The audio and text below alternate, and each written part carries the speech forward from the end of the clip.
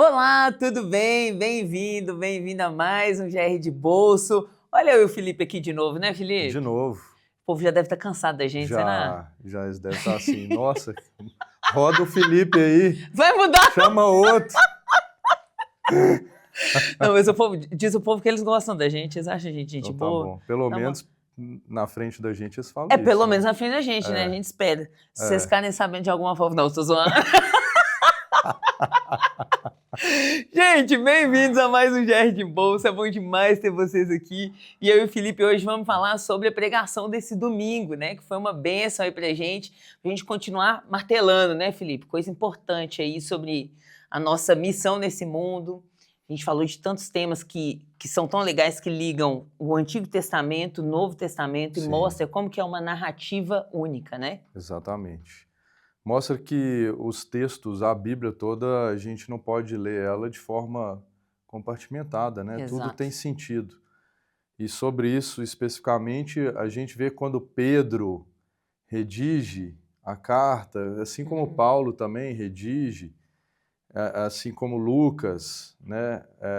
A gente vê que todos eles sempre trazem textos do Antigo Testamento. Exato. Não é à toa, né?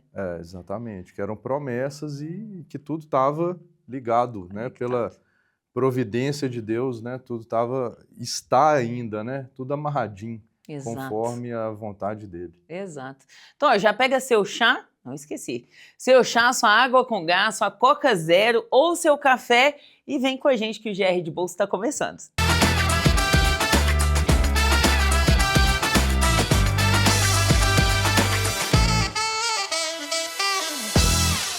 Bom, para a gente começar, a gente sempre vai para aquela pergunta de aquecimento, né, Felipe?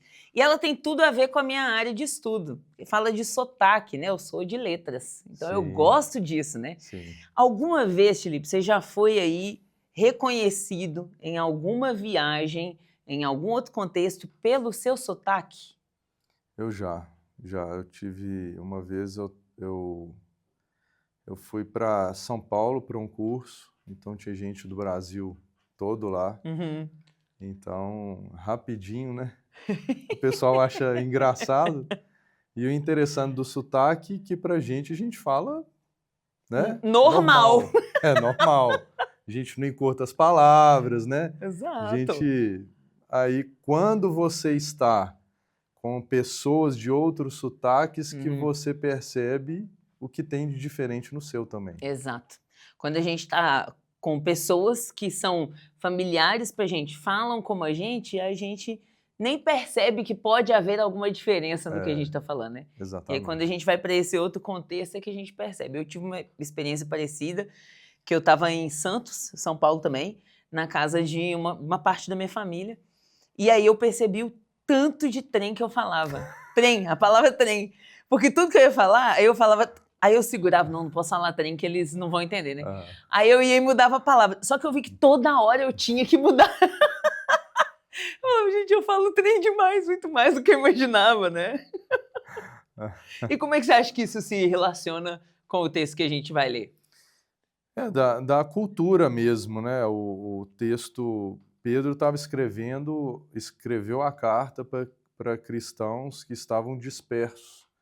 E esses cristãos, eles eram de diferentes culturas.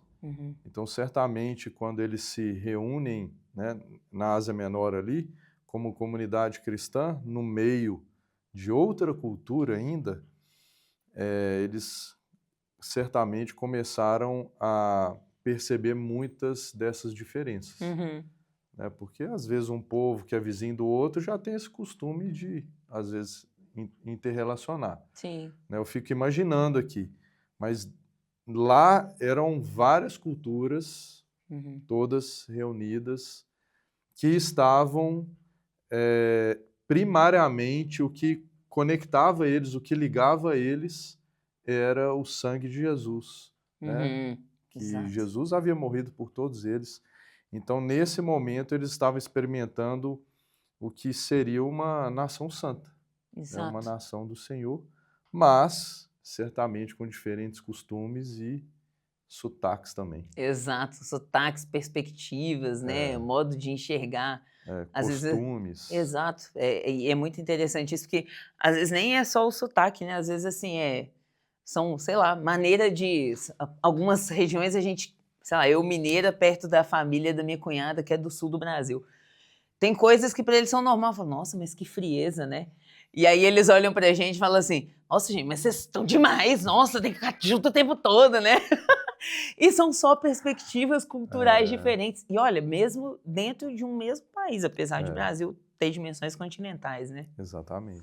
Felipe, lê pra gente o texto de hoje, fala pro pessoal, Sim. você já pega aí a sua Bíblia, traz aí pra você acompanhar com a gente, e o Felipe vai falar pra gente o texto e a gente lê junto.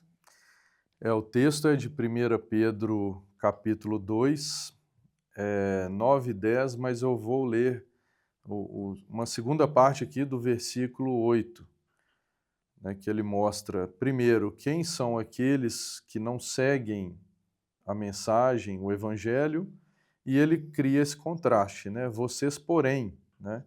Então, vamos ler.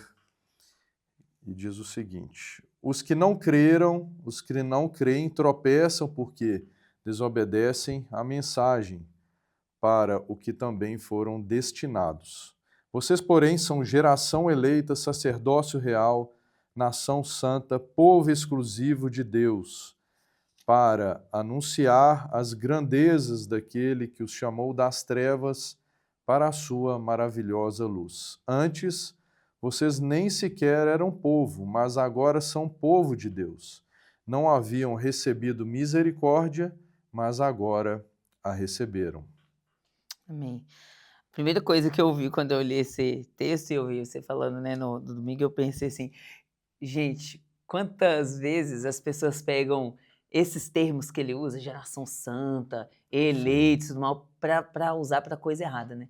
Para falar, tipo, de uma teologia da prosperidade, para se diferenciar dos outros, não a partir de uma perspectiva missional e de misericórdia, do tipo, Deus me separou para que eu faça, que ele seja conhecido por meio do que ele me concedeu, para que os outros olhem para mim e sejam atraídos a Deus, e não para eu me diferenciar do tipo, eu sou muito melhor que você, porque eu sou geração santa eleita, você é esse pecador miserável aí, né? Só você, eu não, né? O ponto é que as pessoas às vezes fazem isso, primeiro eles tiram o texto do contexto. Então, se você só tirar aqui a expressão, ou esse versículo simplesmente, né, o 9, se você tirar ele do contexto, porque o próprio 10 mostra, né, que antes vocês nem sequer eram povo, mas agora são povo de Deus. Não haviam recebido misericórdia, mas agora receberam. Ou seja, nós recebemos, mostra de alguma forma a graça aqui. Mas se você recorta o 9 e recorta essas características que Pedro escreve como identidade de um cristão, e você pega esse termo e vê esse termo a partir de si mesmo, e não do evangelho da graça, é isso que acontece. Eu sou geração eleita, então te faço subir um degrau acima e você começa a olhar as pessoas de cima para baixo. Né? Como se fosse para alimentar o seu orgulho. E o ponto é que o evangelho é justamente o contrário. Ele vem exterminar o nosso orgulho. Né? Porque ele está apoiado e fundamentado na graça. Para a gente dar continuidade, eu trouxe aqui algumas perguntas que você também pode ter acesso. É só entrar no nosso aplicativo A Ponte BH. Se você não tem ainda, baixa aí no celular, porque é muito importante, né, Felipe? A gente tem ali não só inscrições para eventos, mas também você fica conhecendo a vida na igreja, você fica sabendo o que está acontecendo, tem acesso ao site onde a gente também coloca conteúdo, enfim, você tem que ter esse aplicativo no seu celular. Faça o favor de parar, dar uma pausa aí no vídeo e vai baixar esse aplicativo. Daí você vai lá em mais downloads e você encontra a lição de hoje, onde a gente vai ter essas perguntas que a gente vai discutir aqui, tá? Então a primeira, Felipe, é assim, ó. Pedro afirma que todos somos sacerdotes. Como o seu trabalho profissional ou a sua rotina doméstica podem servir como um sacrifício espiritual e uma proclamação das virtudes de Deus? E aí, Felipe, como você responderia essa aí? É interessante, né, que a proclamação da virtude de Deus está exatamente mostrada aqui no texto. Depois que ele fala dessas 4 características, né, daquele que tem sua identidade em Cristo, ele já mostra o propósito. Deus nos dá isso tudo, essa identidade, e de filhos também, para anunciarmos as grandezas. E outras traduções falam anunciar as virtudes. A gente deve sempre lembrar que, que a resposta dessa pergunta é que nós vivemos para a glória de Deus, né? Então, nós vivemos as nossas relações, nós enxergamos o nosso trabalho, por exemplo, não como uma finalidade em si mesmo. Então, porque se a gente levar o nosso trabalho como uma finalidade em si mesmo, como uma forma de criar a nossa identidade, fundamentar a nossa identidade, qual vai ser a nossa atitude? Pensa você que está em casa. Se você começar a agir no seu trabalho dessa forma, qual que é a consequência? Eu e você, se a gente trabalhar assim, a gente vai sair atropelando todo mundo. A gente vai sair o tempo inteiro lutando por mais espaço, lutando por reconhecimento, fazendo as coisas para ser reconhecido, né? Então, está muito ligado ali ao desempenho, a performance e o reconhecimento das pessoas. Mas o cristão, não, ele vê o trabalho a partir de Deus, assim como a vida dele toda. Então, o propósito, quando fala aqui as grandezas e as virtudes, é nós vivermos também a partir das virtudes de Deus. Ou seja, em tudo onde estivermos, a forma de trabalhar, a gente já não tem essa pauta individual. Você vai fazer o melhor que é para o bem comum. Sim, você vai desempenhar o máximo que você puder, mas para o crescimento da empresa, né, para o desenvolvimento das pessoas. Então, você não vai estar ligado simplesmente em fazer o seu melhor, sim, mas você vai também ser aquele que está sempre atento em servir as pessoas, em ver alguém que está em dificuldade, disponibilizar tempo para servir, né? Ser aquele que se relaciona bem, que primeiro a perdoar, né? Aquele que zela pelo ambiente, né? Que não fala mal, que não cria intriga. É isso, né? De forma mais específica, é isso, tá ligado às relações e não enxergar o trabalho como a finalidade para criar essa identidade. E em casa da mesma forma, né? Nas relações também. É um testemunho público, né? Sim. Em que a gente vive a partir da palavra. Exato. Né? Eu fico pensando muito numa compreensão que antes eu tinha, e que eu acho que assim, muitos cristãos às vezes têm ou já tiveram, né? Que é a separação entre um trabalho sagrado e um trabalho secular, né? Então, aquela concepção que a gente tinha antes de que, por exemplo, o Felipe trabalha na igreja, ele é pastor, então o trabalho dele é sagrado. O meu serviço no Conexão, no Louvor, é o meu serviço sagrado. Mas quando eu estou lá, eu sou bancário, sou um servidor público, sou um empresário, sou um professor, aí nesse caso é um trabalho secular. Que aí eu faço porque eu tenho que pagar as contas, eu sou um adulto responsável, e aí no fim de semana eu vou e faço meu trabalho sagrado, né? Sim. E isso é extremamente, eu pessoalmente já pensei assim, né? É extremamente desanimador, porque aí você começa a ver o seu trabalho como se ele fosse um concorrente de Deus, né? Então é tipo assim, puxa, eu tô aqui trabalhando, eu podia estar lá fazendo um devocional, podia estar evangelizando, sabe? Eu podia estar nas nações. Eu Como sempre se pensava não assim. tivesse sentido para a espiritualidade. Exato, né? exato. E aí eu gosto muito daquele livro que o Pipe já até fez um clube do livro aqui na igreja sobre ele, que é o Integrando Fé e Trabalho, do Timothy Keller. E aí uma definição que ele colocou lá que eu sempre repito para mim essa definição, que é como assim, você tem que ver o seu trabalho como uma adoração a Deus em serviço ao próximo, né? Eu sempre repito isso para mim, Porque, de fato, é como se eu pensasse, não, meu trabalho é espiritual. Espiritual é tudo onde o Espírito está. Onde o Espírito está? Uai, se o Espírito de Deus habita em mim, onde eu estou, o Espírito está. Deus é onipresente, ele está em tudo. Então eu preciso enxergar o mundo a partir dele, né? Isso. E aí parece que é tipo assim, é tanto uma coisa, é uma concepção, no sentido assim, você tem uma concepção mental disso, eu preciso me lembrar disso, mas isso se expressa nessas ações, igual você falou. Eu preciso. O sacerdote tinha esse lugar, né? Ele era esse mediador entre Deus e os homens. Então ele tanto ia a Deus para falar, ó Deus, interceder pelos homens, quanto ele ia aos homens para falar a palavra de Deus. Então por meio de Jesus, né? Agora a gente não tem a nossa mediação se faz por meio de Cristo. Se Cristo está em mim, eu não vivo mais, mas é Cristo que vive em mim, então eu tenho que ser esse mediador cultural da cultura do reino onde eu estou. E é o que você falou. É tipo assim, se eu não tenho uma cultura egoísta que passa por cima dos outros, né?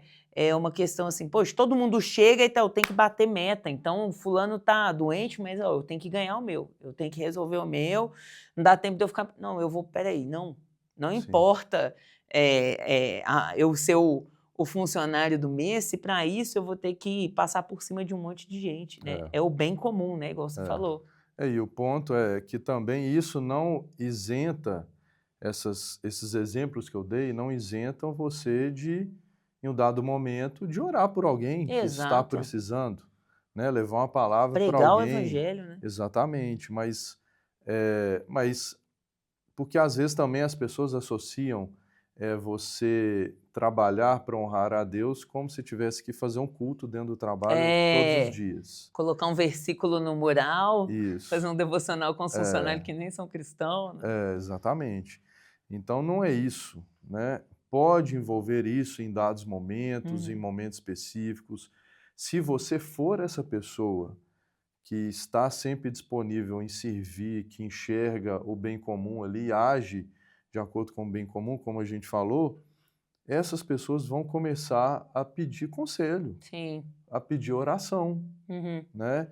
E nesse momento, sim, o cristão é uma resposta, é um sacerdote, porque também o sacerdote, ele tinha essa figura, e o sacerdote real de intercessor. Ele fazia intercessão pelo povo, e nós, Bonhoeffer até fala, né, sobre o livro Vida em Comunhão. A Gabi me lembrou ontem, ela falou, amor, sua pregação eu lembrei do livro do Bonhoeffer. Legal. E que a intercessão a gente se coloca diante de Deus, buscando que Deus abençoe o irmão, né? E a gente se coloca sempre lembrando que Cristo também amou a ele e morreu por ele também. Sim. Então aí cessa também toda tentativa de manipulação nossa. Exato. Né? Ou de assim, Deus, que às vezes a gente ora pelo irmão, mas porque o irmão feriu a gente. Né? Mas não, interceder é de fato você se coloca no lugar, entende os pleitos, as necessidades desse irmão e você se coloca diante de Deus em prol exclusivamente desse irmão, despido de qualquer interesse pessoal, eu intercessor. Não estou buscando, eu quero que o Senhor abençoe ele, abençoe o coração dele, a vida dele, a família, enfim. Exato. Né? Então, o sacerdote é muito, às vezes, né, o sacerdócio real e essa vida para a glória de Deus, né, no trabalho, às vezes é um pouco... Né? Porque também, assim, não adianta você ser aquele cristão, aquela pessoa que no meio do trabalho tem rixa com tanta gente. Exato. Aí depois começa ainda a falar da palavra, assim... Você mais afasta o povo de Deus do que aproxima, né? Exatamente. Lá vem o crente chato, insuportável, né? Mas na hora lá ele faz tudo ao contrário, né? Porque aqui ele fala anunciar, outras traduções falam proclamar, né? Proclamar as grandezas de Deus ou as virtudes, como a gente já falou, ele prescinde que seja, além das palavras, a vida. Sim. Entendeu?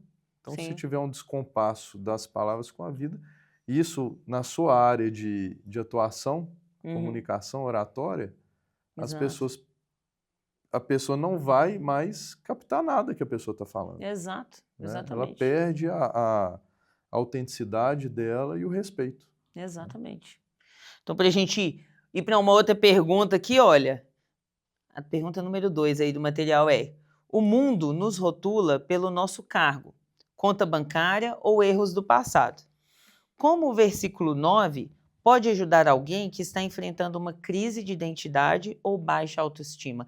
Pode ler talvez aí o versículo 9, que aí às vezes o Sim. pessoal lembrar, né? Vocês, porém, são geração eleita, sacerdócio real, nação santa e povo exclusivo de Deus, para anunciar as grandezas daquele que os chamou das trevas para a sua maravilhosa luz. A gente, aqui, como eu falei, aqui são características em que Pedro escreve que o cristão tem em Cristo, que formam a identidade dele. Então, quando a gente está no meio de uma cultura, né, no meio de uma nação, né, uma nação, por exemplo, brasileira, essa nação ela tem a cultura própria que aponta os seus ídolos. Né? Então, ela não somente ela aponta, mas ela como se ela tivesse de forma automática o tempo inteiro tentando vender esse ideal de boa vida para todo mundo. Exato. E isso está o quê? Nos noticiários, de alguma forma, nas redes sociais, de forma muito intensa, né? Nos meios em que nós relacionamos. Então, isso está aí o tempo inteiro, né? Como se fosse aqueles outdoor de LED que fica piscando, tentando mostrar para a gente como a gente tem que viver.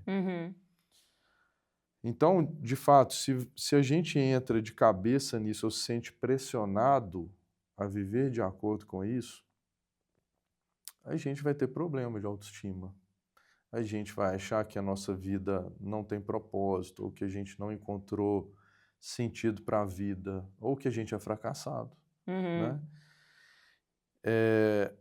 Mas o que o texto fala é que essa identidade nossa está em pertencer a Deus. Né? Até lembrando o resto da carta aqui, né?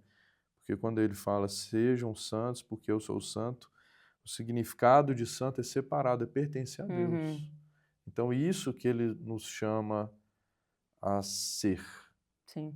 Pertencermos a ele. E como que a gente pertence? Como que você pertence a Deus? É você se apropriando da obra de Cristo.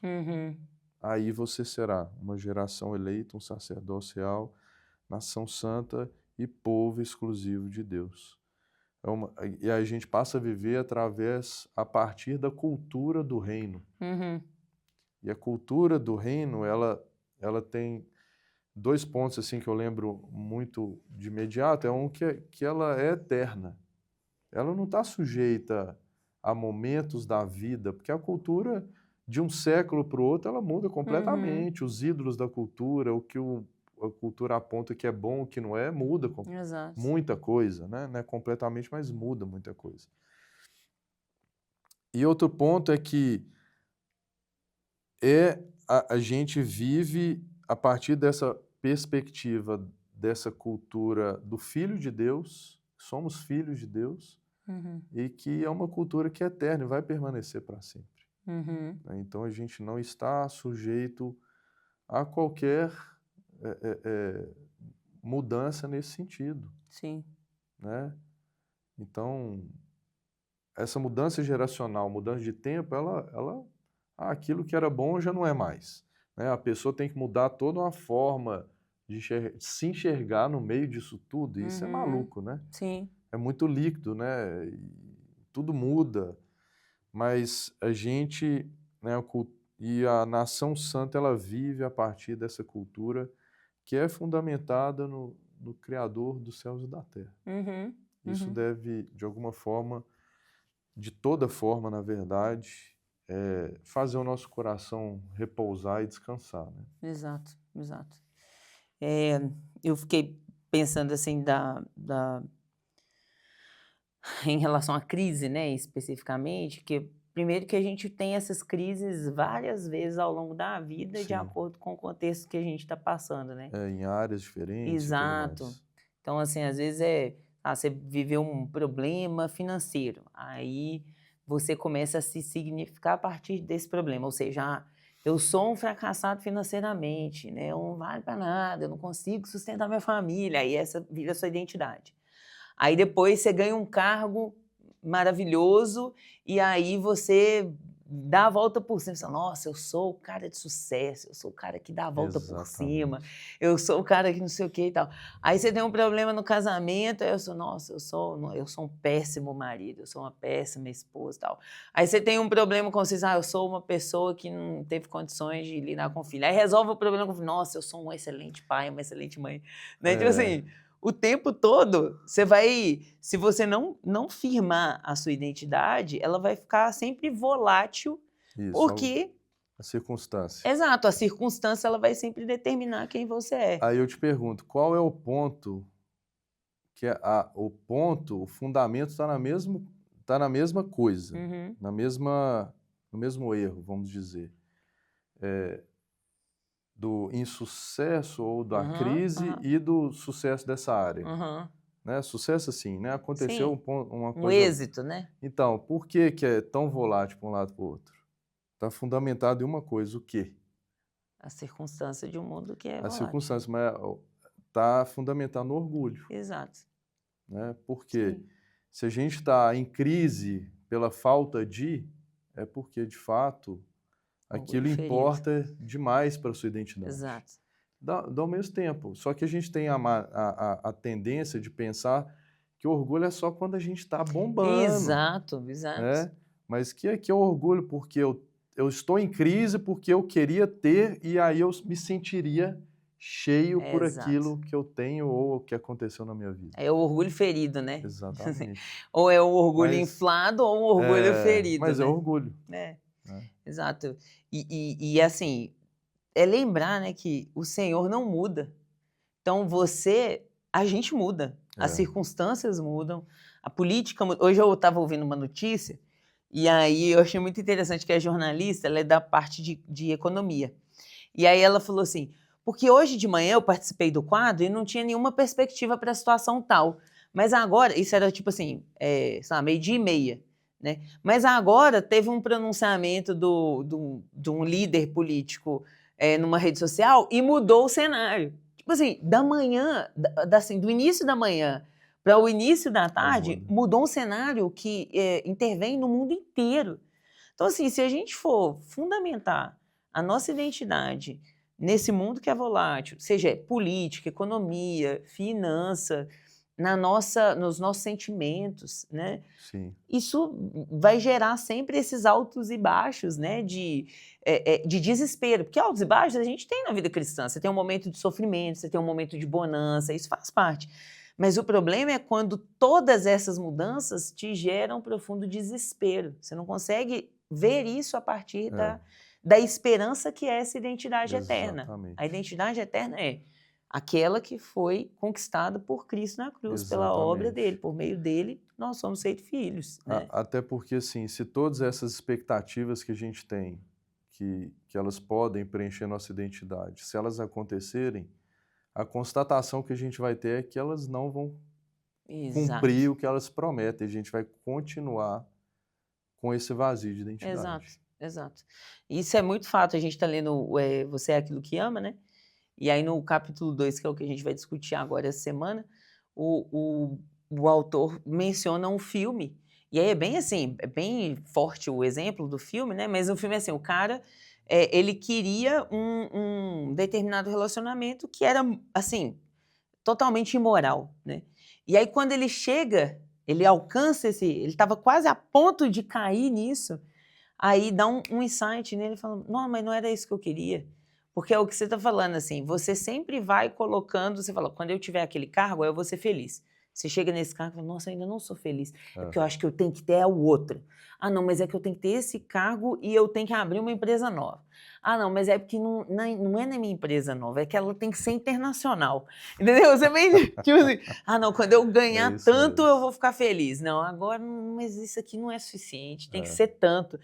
Quando eu tiver uma família, eu vou ser feliz. Ah, não, mas agora é quando eu tiver um filho. Ah, não, mas é quando eu tiver o segundo filho. Né? Ah, não, mas quando o filho formar. É tipo assim, nunca tem fim. Exatamente. Né? Então, realmente a única esperança fundamentada, firme que a gente tem é o Senhor, porque Ele não muda, Ele é o mesmo ontem, hoje e vai ser para sempre. Né? Exatamente, exatamente. Por isso que Pedro estava lembrando isso aos cristãos dispersos, porque eles estavam, se a gente for pensar, eles deixaram tudo para trás. Então, assim, os costumes, a casa, a família, né? Quando eu falo família, às vezes não era ali os filhos, né? A esposa. Eu fico imaginando que muitos deles foram com esse núcleo familiar, mas deixaram seus irmãos, seus pais, né? A linhagem ali, que tinham gerações que viviam no mesmo lugar. Então, e eles deixam isso tudo para trás, às vezes aquilo que fundamentava essa identidade deles, em prol de viver para Cristo. Ou seja, quando eles decidem fugir, é porque ser de Cristo para eles era mais importante do que qualquer coisa. E mostra, Pedro está lembrando a eles, né, nesse tempo, que ainda era um tempo de sofrimento, dessa identidade, a identidade que eles tinham e viviam a partir dela. Exato. Gente, nosso tempo está chegando aqui no final e aí eu vou pedir para o Felipe, se você quiser falar alguma, sei lá, fazer um encerramento e fazer uma oração, ou se ela quiser fazer oração, o que você quiser. Eu tô te falando isso, que sempre eu falo assim, olha, Felipe faz uma oração, aí ele fala assim, antes eu só queria falar uma coisinha. Pode voltar os outros, ele sempre fala assim, você fala assim, Felipe, ora por nós, ele... antes de orar, eu só queria comentar mais uma coisinha. Então, se você quiser comentar mais uma coisinha, dessa vez, já que você falou, você é do contra. Só vou orar. Sacanagem. É porque das outras vezes sempre tinha um negócio aqui na ponta da língua, mas então, hoje... Eu tenho que falar só mais essa, senão... Isso, exatamente. Aquela... mas talvez você pode pensar aí, sei lá, alguma palavra de incentivo para os irmãos para viver isso aí que você pregou no domingo. De fato, é a gente lembrar, né? Eu até falei isso nos cultos, né? Para a gente meditar nessa palavra todos os dias dessa semana, né? Um dos objetivos da gente estudar um livro é que também você leia esse texto em casa, medite sobre ele. Então, crie esse costume também. Pregação, GR de Boa, seu GR, mas também nas suas devocionais, tira um tempinho, né, para orar aquilo que Deus já está colocando no seu coração e reafirmar, né, fundamentar. Lê inclusive os versículos anteriores do capítulo 2 também, né, que fala da pedra viva, a pedra angular, e assim, sempre entendendo a nossa identidade. Né? Medite sobre isso, né, a turma. Medite sobre onde está a sua identidade, o que forma a sua identidade, que é Cristo. Isso é maravilhoso. Sim. Porque Ele que fez, não a gente. Exato. A responsabilidade não é nossa. Exato. É Ele que fez tudo por nós. Exato. Né? Antes de você orar, eu só queria falar mais uma coisinha. Não, mas é sério. É que eu lembrei uma coisa. Não, é porque isso que ele falou me fez lembrar. A gente fez uma devocional semana passada. E a gente fez isso, talvez pode ajudar o pessoal a... Como que faz isso, né? Como que eu pego o texto da pregação e continuo meditando sobre ele? Entra lá no site, você vai ver no site, né? apontebh.com.br, tem a parte de notícias e lá dentro tem devocional, preparação para a Páscoa. E aí a gente fez um devocional, como se fosse um devocional guiado. E a gente usou um texto, acho que foi da semana passada, da pregação da semana passada. E aí tem direitinho, tipo, medite nesse texto, agora faça uma oração com base nele e tal. Talvez você fale, não, mas como é que eu faço isso? Segue essa devocional guiada, que aí às vezes pode te dar ideias para você fazer isso com os próximos textos das pregações. Ótima dica. Era importante, né? Essa aí não podia ficar sem falar, não. É nóis, Felipe. Agora eu vou ficar calado. Pode orar. Vamos orar, então. Pai, nós te agradecemos por esse tempo, nós te agradecemos pela tua palavra. E nós te agradecemos porque conhecer o Senhor é conhecer o teu amor e tua graça. Amém, Jesus. E que a gente lembre todos os dias que o que era mais difícil para nós, Sim. o que era mais complicado para nós, que era ter a nossa performance, a nossa vida cheia de mérito, essa necessidade foi retirada de nós porque o Senhor fez tudo pela graça. Amém, Em Cristo nós recebemos todas as bênçãos espirituais. Em Cristo nós recebemos perdão pelos pecados, também a salvação e seremos ressurretos com Ele. Sim, Deus. E o Senhor também nos deu uma identidade de filhos. Nós somos parte de um corpo cujo Cristo é o nosso cabeça. Por isso que nessa semana possamos lembrar, meditar e orar sobre essa realidade, da identidade que o Senhor já nos deu. Que isso possa trazer ao nosso coração paz e tranquilidade, de que a despeito de qualquer coisa, qualquer circunstância, nós sempre seremos teus. E nós louvamos o teu nome por isso, em nome de Jesus. Amém. Amém, graças a Deus. Obrigada, Felipe. Obrigada, pessoal. E até o próximo GR de Bolsa. Até mais.